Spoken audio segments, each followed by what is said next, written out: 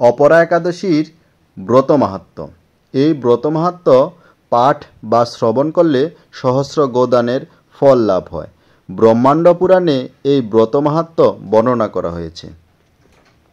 চলুন তাহলে আমরা অপরা একাদশীর ব্রত মাহাত্ম্য শ্রবণ করি। মহারাজ যুধিষ্ঠির শ্রীকৃষ্ণকে বললেন, হে কৃষ্ণ, জ্যৈষ্ঠ মাসের কৃষ্ণপক্ষিয়া একাদশীর নাম কি এবং তার মাহাত্ম্যই বা কী? আমি শুনতে ইচ্ছা করি। আপনি অনুগ্রহ করে তা বর্ণনা করুন। শ্রীকৃষ্ণ বললেন, হে মহারাজ, মানুষের মঙ্গলের জন্য আপনি খুব ভালো প্রশ্ন করেছেন। বহু পুণ্য প্রদানকারী, মহাপাপ বিনাশকারী ও পুত্র দানকারী এই একাদশী অপরা নামে খ্যাত।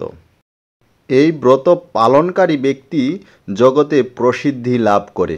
ব্রহ্মহত্যা, গোহত্যা, ভ্রূণহত্যা, পরনিন্দা, পরস্ত্রী গমন, মিথ্যা ভাষণ প্রভৃতি গুরুতর পাপ এই ব্রত পালনে নষ্ট হয়ে যায়। যারা মিথ্যা সাক্ষ্য দান করে, ওজন বিষয়ে ছলনা করে, শাস্ত্রের মিথ্যা ব্যাখ্যা প্রদান করে, জ্যোতিষের মিথ্যা গণনা ও মিথ্যা চিকিৎসায় রত থাকে, তারা সকলেই নরক যাতনা ভোগ করে। এই সমস্ত ব্যক্তিরাও যদি এই ব্রত পালন করে তবে তারা সমস্ত পাপ থেকে মুক্ত হয়।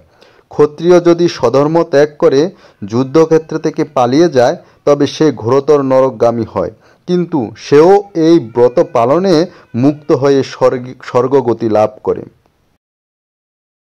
মকর রাশিতে সূর্য অবস্থানকালে মাঘ মাসে প্রয়াগ স্নানে যে ফল লাভ হয়, শিবরাত্রিতে কাশীধামে উপবাস করলে যে পূর্ণ হয়, গয়াধামে বিষ্ণু পাদপদ্মে পিণ্ডদানে যে ফল পাওয়া যায়, সিংহ রাশিতে বৃহস্পতির অবস্থানে গৌতমী নদীতে স্নানে, কুম্ভে কেদারনাথ দর্শনে, বদরিকাশ্রম যাত্রায় ও বদ্রীনারায়ণ সেবায়, সূর্যগ্রহণে, কুরুক্ষেত্রে স্নানে, হাতি ঘোড়া স্বর্ণদানে এবং দক্ষিণাসহ যজ্ঞ সম্পাদনে যে ফল লাভ হয়, এ ব্রত পালন করলে অনায়াসে সেই সকল ফল লাভ হয়ে থাকে।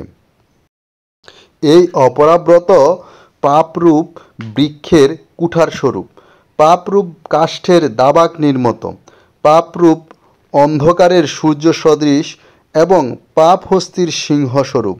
এই ব্রত পালন না করে যে ব্যক্তি জীবন ধারণ করে, জলে বুদবুদের মতো তাদের জন্ম মৃত্যুই কেবল সার হয়।